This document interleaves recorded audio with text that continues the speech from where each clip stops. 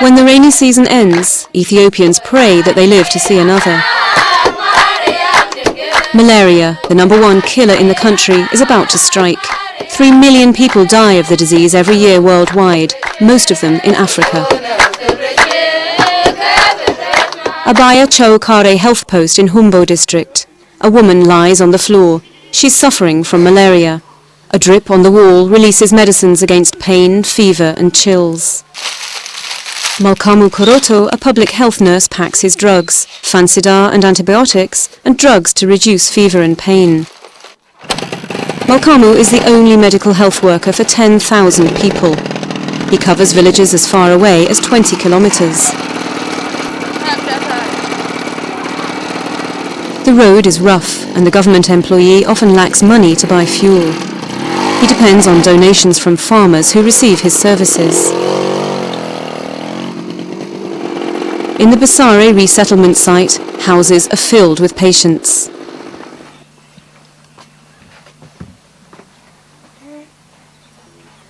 A mother with baby in one house.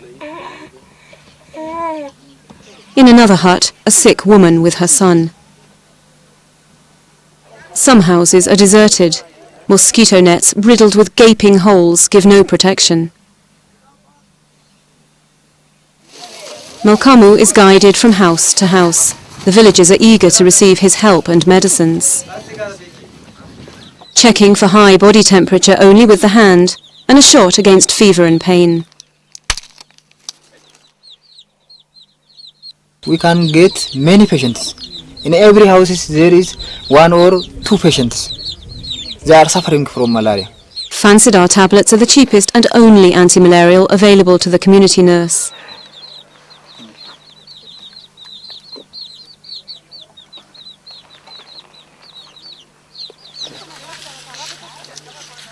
In the next hut lie 2 boys who suffer from recurring attacks of malaria. Their pancreas is swollen, their eyes yellow, and they're anemic, all common symptoms of malaria. To diagnose his clients, Malkamu has lots of problems. There is no laboratory instruments to analyze what kind of malaria that the patients are suffering from. To measure the temperature of the patients, I have no thermometer. Whether the patient is complicated or not, there is no urine analysis in our area. Fansidar also for the boys, and dirty water from the nearest mosquito pond. More and more often, the drug does not work. Resistance to anti-malaria medicines is a growing problem all over Africa.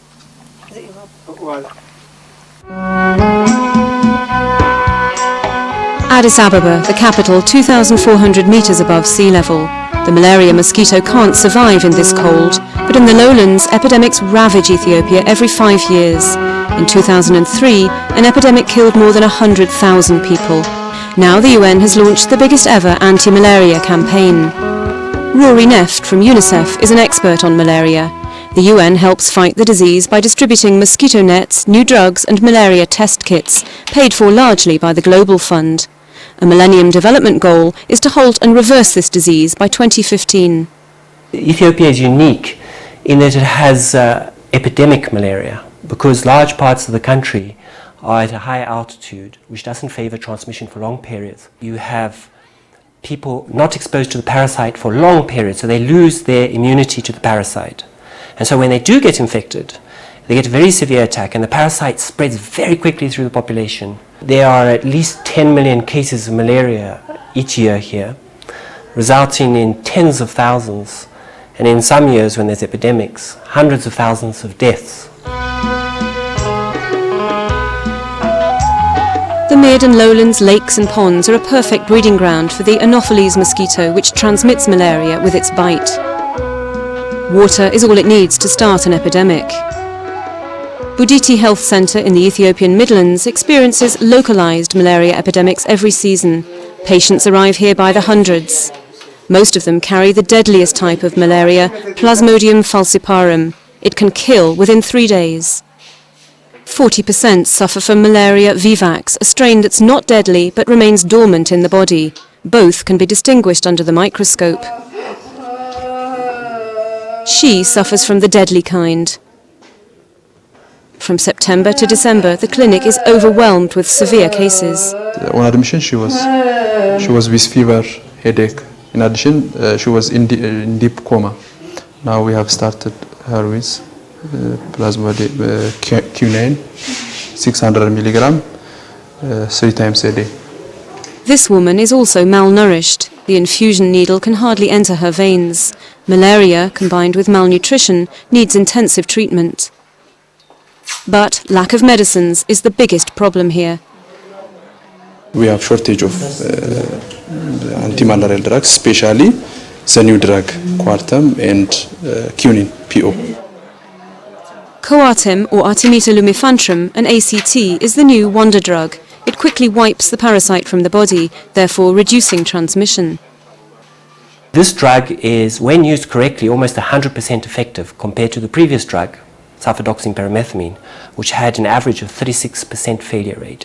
So the use of Artemether lumefantrine is particularly good at preventing and controlling epidemic malaria. But ACT is much more expensive than older drugs, and worldwide production can't keep up with increasing demand, leaving many patients to die. We're in a situation where many countries in Africa have the same problem with the old drug that is failing to cure people with malaria. And as a result, the demand suddenly increased rapidly, especially with additional funding that's become available through Rollback Malaria and the Global Fund. The other issue, of course, is to make sure that the drug is safe. And it also had to be approved as the first-line anti-malarial drug in Ethiopia. Children and pregnant women are hit hardest by malaria. In the feeding centre of Buditi Clinic, malnourished infants are tested for the disease with a new rapid test kit distributed by NGOs and UNICEF. Malnourished children are often too weak to show the typical signs of malaria, chills and fever. The disease remains undetected, and the toddlers die untreated. It takes only a few minutes to get the result. This time it's negative. Fura University in southern Ethiopia, training ground for 50 anti-malaria experts in charge of 9 million people at risk of getting sick.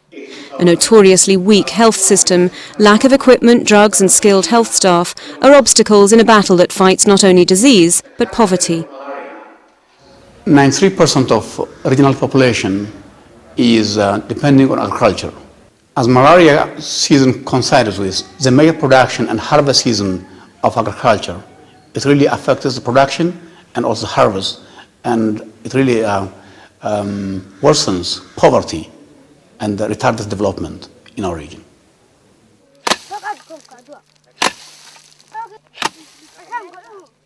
Harvest time comes at the peak of the malaria season, and many farmers are too weak to bring in their crops. In a country where hunger is part of daily life, maize is rotting in the fields. In recent years, the government promoted water harvesting schemes for food production, but the water in the ponds only helps the mosquito. Malaria has a huge cost on the rural economy. His child is sick with the killer disease. Another child on the way to the government clinic of Humbo, a district notorious for malaria epidemics. At the peak of the malaria season, hundreds of patients are carried every week to the rural health centre. 40% of the Ethiopian population has no access even to the most simple health infrastructure. Villagers have to carry sick relatives and neighbours on wooden stretchers, often for many hours, until they can see a health worker. Firo Dawid is one of only 4 nurses in charge of 70,000 people. There's not a single doctor in Humbo district. She's very anemic and she's severe malaria case. I didn't treat in a health center. I referred to hospital for further investigation and treatment. This is the clinic's laboratory. The technician has to work with almost nothing, far from unusual in the Ethiopian health system. The refrigerator is empty, the chemicals ran out, and the microscope was stolen months ago. In the storage room, messy piles of medicines donated by NGOs and the international community, but not the pills and vials which are needed to treat the woman suffering from malaria. The storekeeper finds just 4 boxes of the wonder drug Coartem, but they're doses for children only. The sick woman has to travel to the next hospital an hour's drive away. Processions like this take away a lot of time and energy from farmers who can't tend to their fields. Sometimes it takes hours until the public bus arrives. One of our big problems is that many people from the village often have to bring patients on stretchers to this clinic. These people need food, but often when we get home, there is nothing for us to eat.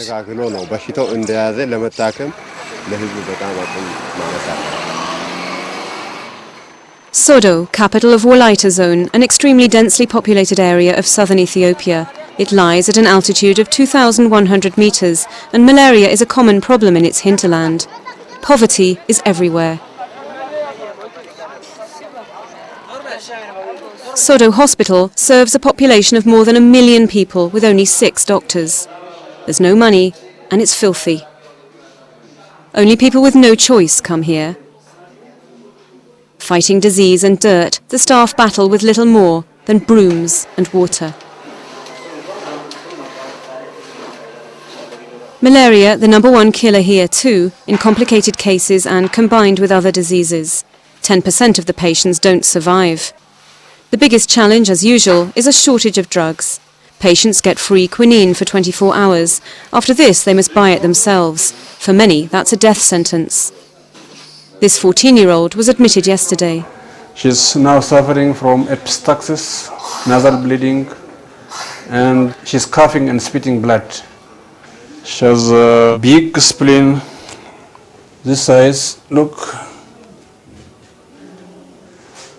And she has also rash all over the body. It's called ecchymosis, bleeding under the skin. For her immediate problem, she needs blood transfusion. But we don't have the facility for that. We don't have collecting bags.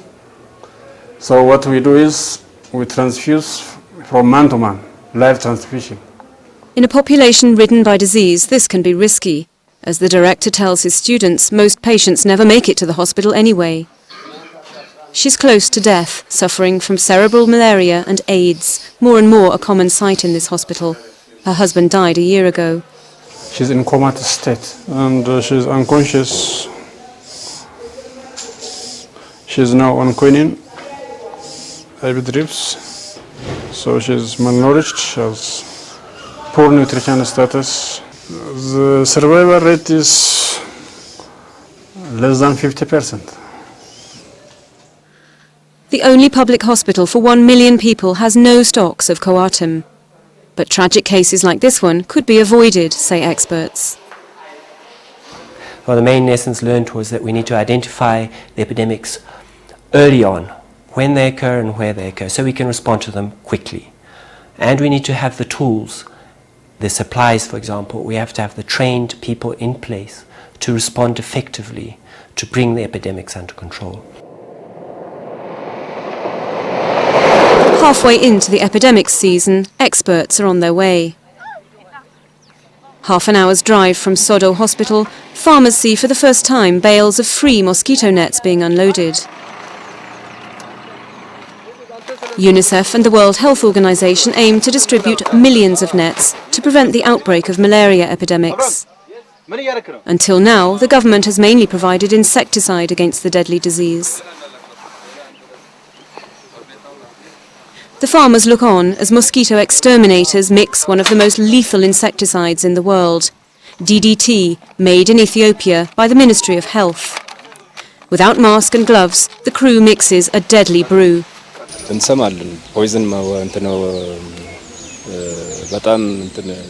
We hear that it is very poisonous. We know that there are other alternatives, but DDT is cheaper and very effective.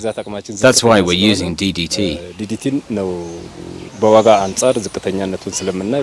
DDT was banned in the West decades ago. The entrance of the hut is sprayed first and then the inside.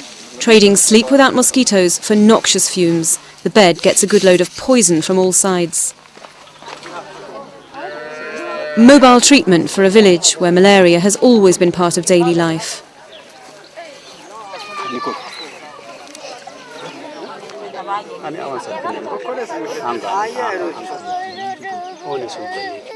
Rapid testing kits and effective medicines only arrive when health officials go out and campaign. They're looking for indications of a malaria epidemic. But even rapid tests take too long when thousands are sick. Just we collect 50 slides or 50 specimens. From those specimens, more than 35% positive, there is epidemic. Handing out magic pills is not a solution. Coartem only works when all tablets are consumed, this man is told. The symptoms disappear quickly and many patients stop taking them before they're cured, so the disease reappears. Screening malnourished children. Malnutrition is a widespread problem in Ethiopia's villages. It's often caused by disease due to unsafe drinking water. Children are measured and weighed. Those who are malnourished and stunted receive a dose of vitamin A to boost the immune system against malaria. Then a net demonstration for people who've never seen or heard of mosquito protection. Nets work best when soaked in insecticides that kill mosquitoes. This needs to be done every 6 months, lectures the anti-malaria chief. Long-lasting treated nets are more effective, but demand outstrips supply. To protect 7.5 million families, 17 million nets are needed, 6 times more than currently available. No wonder the peasants wrangle for their share.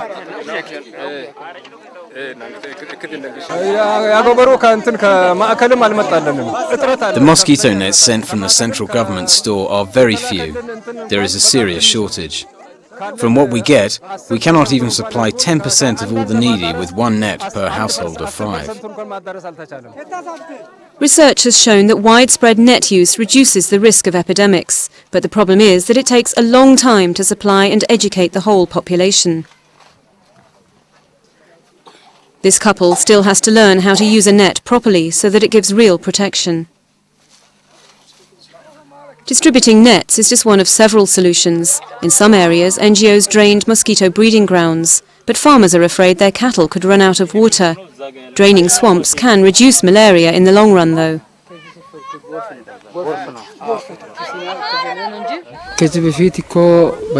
Before we were in trouble and people died of malaria, but after we made this drainage, things have improved. Evening in the swamps of Ethiopia, the time of day when the Anopheles mosquito silently bites into human skin to suck the blood that helps it multiply. When night falls, more than 20 million people are at risk of infection in this country alone. Africa-wide, there are hundreds of millions at risk. In order to control malaria, a combination of treatment, protection and prevention is needed, as well as funds and political will. A thin screen helps save lives.